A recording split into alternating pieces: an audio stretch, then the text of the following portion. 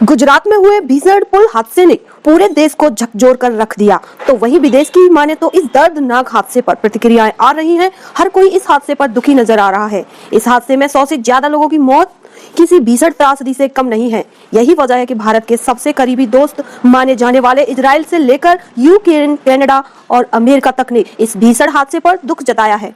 रविवार का दिन छुट्टी का दिन था, लिहाजा सैकड़ों लोग छुट्टियां मनाने के लिए अंग्रेजों के जमाने के बने केबल ब्रिज पर घूमने निकल गए। उसमें से ज्यादातर लोगों के साथ शायद उनको मालूम ही नहीं था कि ये उनकी आखिरी छुट्टी होगी।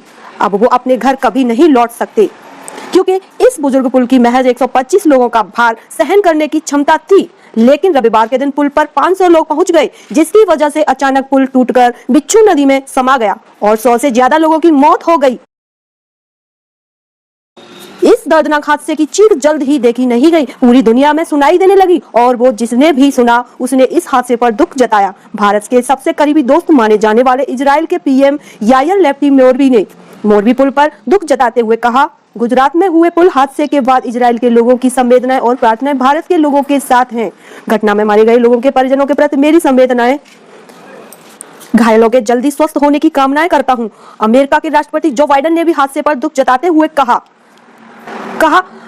आज हमारा दिल भारत के साथ है, जिस ओर में गुजरात के लोगों को शोक में उनके साथ हैं और उन परिजनों के प्रति गहरी संवेदना व्यक्त करते हैं जिन्होंने पुल टूटने के चलते अपने प्रियजनों को खो दिया। अमेरिका और भारत परिहार्य साझेदार हैं, हमारे नागरिकों के बीच गहरे संबंध हैं।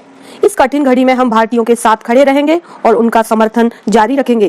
कनाडा के प्रधानमंत्री जस्टिन ट्रूडो ने पुल हादसे पर लिखा है, मेरा दिल भारत के लोगों के साथ है। जैसा कि पुल गिरने की वजह से हुए भीषण हादसे के बाद राहत और बचाव कार्य जारी हैं, हम घायलों के जल्दी पूरी तरह से ठीक होने की कामना करते हैं और जिन्होंने अपने को खो दिया है उनके लिए प्रार्थना करते हैं। यूक्रेन जैसे देश को दुख रूस के हमले झेल रहा है, उसने भी मोरबी पुल हादसे पर दुख जताया और यूक्रेन के विदेश मंत्री दिमित्रो कुलेबा ने कहा, इस हादसे पर बेहद भावुक होते हुए लिखा है, यूक्रेन में हमारी अपनी पीड़ा हमें दूसरों की त्रासदी के प्रति हमें संवेदनशील बनाती है। मेरी सहानुभूति पीड़ितों के परिवार वालों के साथ है और जल्द से ही ठीक होने की कामना करता हूं। इस दुख की घड़ी में यूक्रेन भारत के साथ है। यूक्रेन से युद्ध लड़ रहे रूस के राष्ट्रपति व्लादिमीर पुतिन ने कार्यालय मोरबी पुल हादसे पर दुख जताया है। कहा, माननीय राष्ट्रपति प्रधानमंत्री, कृपया गुजरात राज्य में दुखद पुल हादसे के प्रति मेरी संवेदनाएं स्वीकार करें।